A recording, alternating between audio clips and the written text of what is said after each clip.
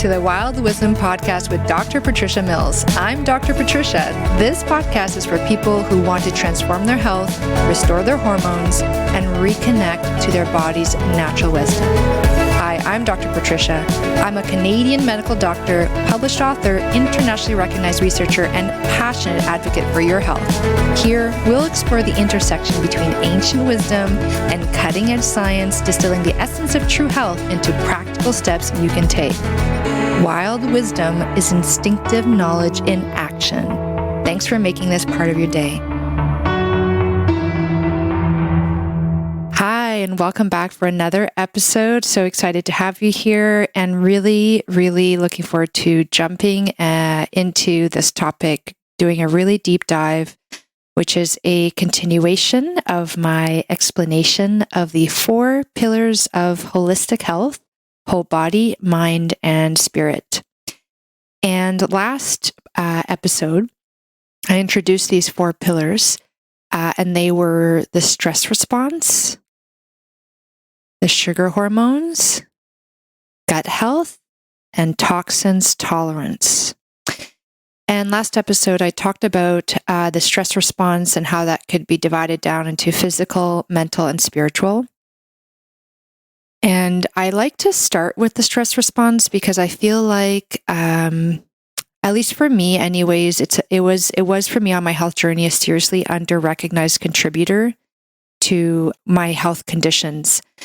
And looking back, I mean, I had always, not always, when did I start developing problems with my own health? I mean, I remember my first episode of really severe constipation. So, and I was living in Brazil at the time in our apartment in São Paulo. And so I must have been around 8 or 9. And I just remember, oh my gosh, it was such a terrible episode of constipation. And my parents didn't really understand what was going on, and neither did I. And ever since that time, I just remember having problems with constipation. And I thought it was normal. At least no one thought to investigate it further or to treat it. And I thought, going to the bathroom every 2 to 3 days was like normal, which, by the way, if this is you, it's not normal. You need to be having at least one, ideally between 2 to 3 well-formed bowel movements a day. That's, 2 to 4. That's an indicator of really great health. Well-formed, not diarrhea. That's another kind of extreme. And then I had kind of an early menarche, early puberty onset. And then everything was okay for a while. Then I had meningitis, which required IV antibiotics. Probably really disrupted my gut health. And then I started developing around the time I was going into medical school, where I started getting really painful periods, very, very heavy bleeding, painful cramping periods. And then it was when my dad was diagnosed with ALS, Lou Gehrig's disease, that things really began to fall apart. And for the stress response, looking back, there were many different stress responses. So when at that young age, that episode of constipation, we had moved from Brazil to Canada and back again a few times by that age.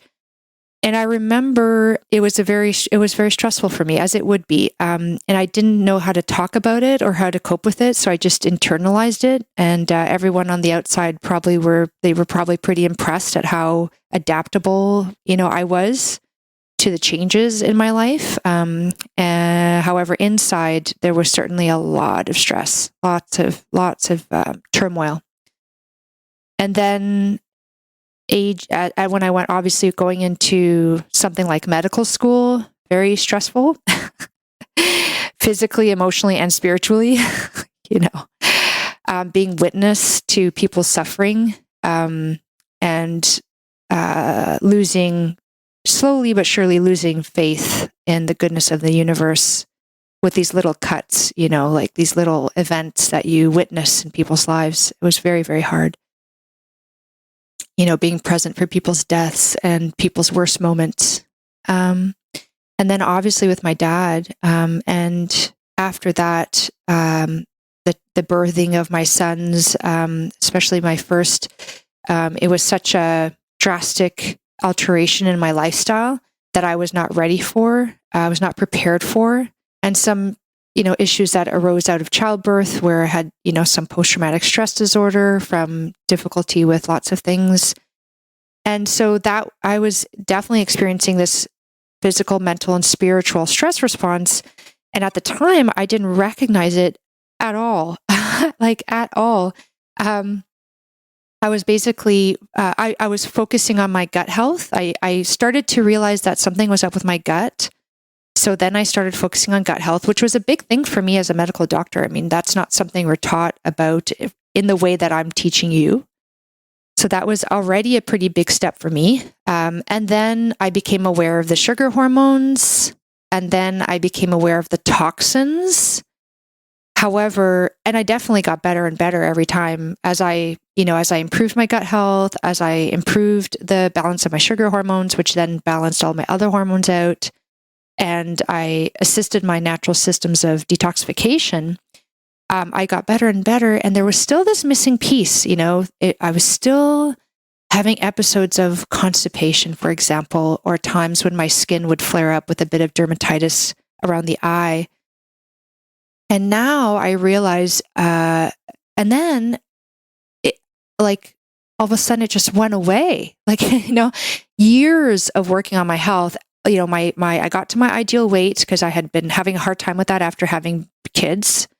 So I finally got back to my ideal weight, and it felt effortless. I finally figured out how to eat for my gut health and my hormones and minimize my toxins exposure through my foods. My energy was great. My sleep was great. I would have occasional times where I'd wake up in the middle of the night and I couldn't go back to sleep. So I would say those were the residual things, were just like a little bit of pop-up rashes and constipation, and sometimes difficulty falling back asleep. And it was when the spiritual piece, like the reconnection with my faith, my trust in the universe, in the goodness of the universe.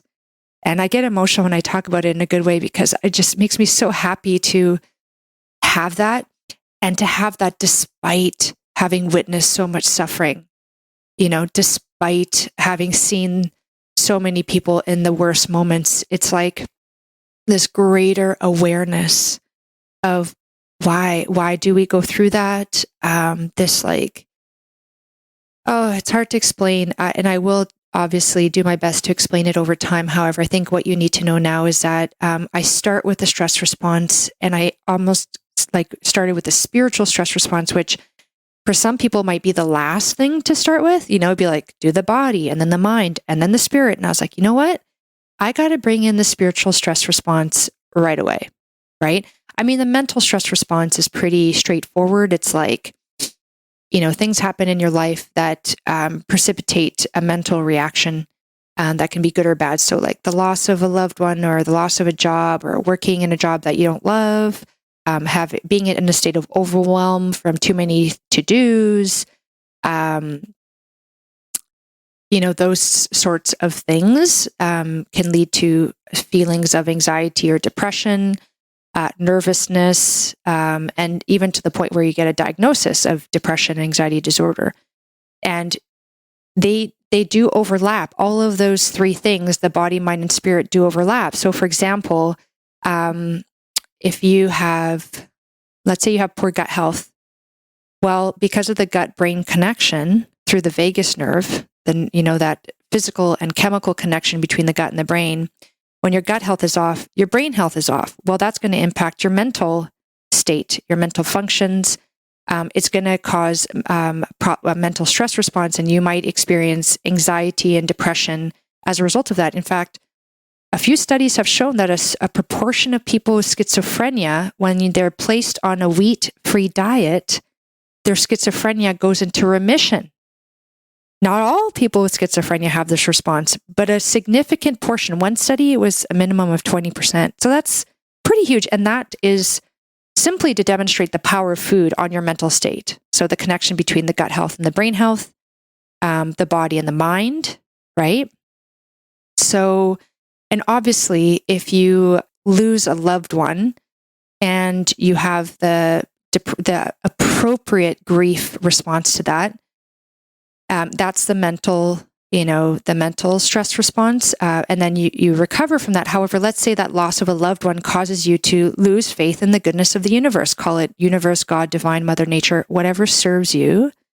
The name doesn't matter. It's the concept that we're talking about. Like, are we living in a universe where the bias of the energy of the universe is love, or is it like completely uncaring? Does it just, there's no like, it's totally random. No matter what you do in the general scheme of things, it doesn't matter because it's chaos, right?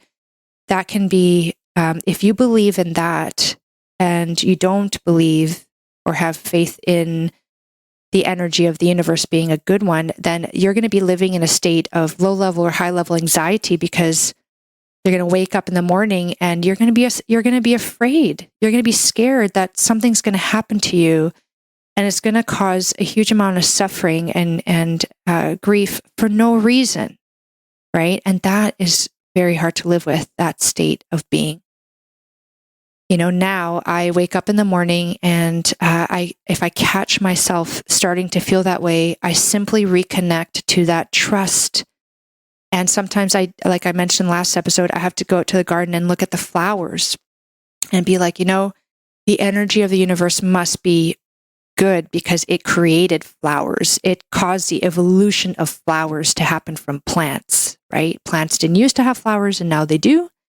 And look how amazing they are. So it must be a positive energy. At that, like sometimes that's all I need, right? And then sometimes I'll, go into a state of meditation or read a book that on this topic just to really get me really reconnected to that feeling. And the thing is, whether or not that is true in this case, it doesn't matter. What matters is your belief in it or not, because you can choose to not believe in it like I used to. I chose to not believe in an energy in the universe and it being a good one, or I lost my faith in it. And the thing is that it causes you to feel super unhappy and, low level background anxiety. And no one wins in that situation. Like, aha, I was right. There's no goodness in the universe, In this case, like I'm making a choice for my own well-being and the best life experience I can have. And it just so happens that that's supported by this belief and by this trust, so that anytime something happens, even if it seems to be a really bad thing, I do say to myself, everything is happening for my highest and best good. I may not see it in this moment. However, I trust this to be true. I trust this to be the truth. And that, goodness, that helps so much. And when I really started to believe this, because there's a difference between saying it and believing it. I was paying it lip service for about a year. I was learning all the things I have a mindset coach. By the way, she's amazing. Her name is Adele Tevlin. I highly recommend you check her out. She has helped me and many women like me and many people like me really develop the mindset around many different things. One of them being fortitude and the belief of this, like everything is happening for our highest and best good, and really embodying it. So she speaks about embodiment, and embodiment is that you don't just say something, you actually believe it and you feel it to be true in your body. And that feeling of truth in your body around this belief is what engenders the chemistry of health. And the thing is, like, don't worry if you feel like you're not there, because you can't short circuit this learning. Maybe you can. Maybe you listen to me and you're like, whoa, got it. Like, I feel it to be true, Dr. Patricia, the way you explained it, 100%, it's changed my life. Thank you so much. However, I don't expect this to be the case for you. If it is, amazing. And definitely leave in the comments if this is what happens for you. It'd be the best review ever. Dr. Patricia's podcast changed my view of life and the goodness of the universe. That'd be hilarious. And I would love that. However, for most of you, if you're anything like I was, or I am, the way that we learn is through experience and through having hard times that really test this belief until you truly believe it. And then it's like, yeah, the hard times still happen, but you don't perceive them as being hard times. It's very interesting. So life goes from being like this emotional roller coaster to being this like, life is a highway.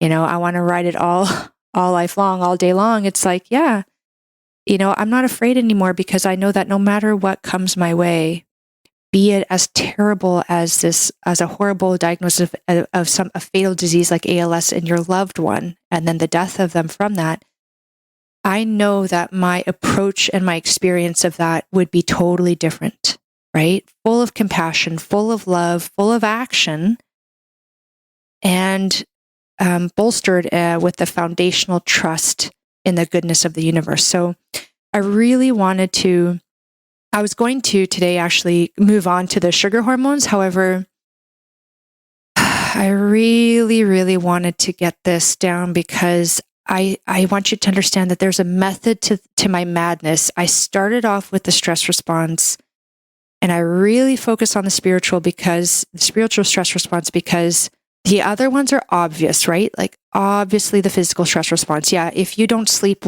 enough, there's a physical stress response. If you eat too much, or if you eat the wrong foods, right? Or if you sleep and eat at the wrong times, right? Or if you have exposure to toxins, or if you eat poor foods, that's a physical stress response. And again, there's an overlap with the other pillars of sugar hormones, gut health, and toxins tolerance, right? So again, it's good that there's overlap. That means it's like a holistic view of the problem, because everything is interconnected, including root causes, right? And the categorization is really so that you don't forget and you can create order out of chaos, right, in your mind, and which makes it easier to understand and to remember. So the physical stress response is obvious, the mental stress response is obvious, and then the spiritual stress response. When I work with people, I find that it's often the last piece or the missing piece, and unless we can, and this is part of the work that I do, teaching women in different situations, like here in my Facebook group, Wild Wisdom for Women with Dr. Patricia Mills, in my online group programs, the Wild Collective and Body Wisdom, I have to talk about this and address this, because without it, it's not complete, and the healing, the response that you want, the results that you want will be incomplete. Now, that's not true for everyone. However, it is true for many. So I'm glad that I got an opportunity to really flesh this out. And if you're listening to this and this really resonates with you, put some comments in, leave a review. As you know, it's really helpful to have as many women listen to this as possible. We need a healthier, better world. And in order to have that, we need women to be stepping into their authentic power, having like a healthy spiritual stress response is so key for this. So thank you for listening today, and I hope you have a wonderful rest of your day, evening, or night, depending on when you catch this. Bye.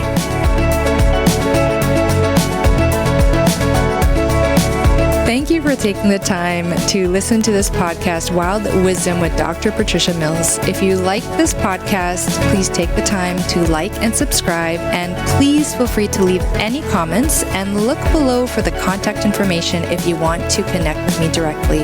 Thank you, and I hope you have a wonderful day, evening, or night. Hi everyone, I hope you enjoyed this episode. Just a reminder, this podcast is for educational purposes only. This podcast is not a substitute for a professional care doctor or other qualified medical professional. This podcast is provided with the understanding that it does not constitute medical or other professional advice or services. If you are looking for help in your journey, it is important that you seek out a qualified health practitioner. If you would like to work with Dr. Patricia for her expert health transformation guidance, please email her at info@drpatriciamills.com to book a discovery call.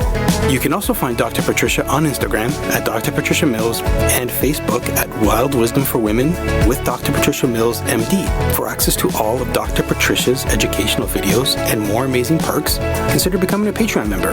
Links are in the description of this episode. It is important to have an expert in your corner that can help you make the changes you crave, especially when it comes to your health.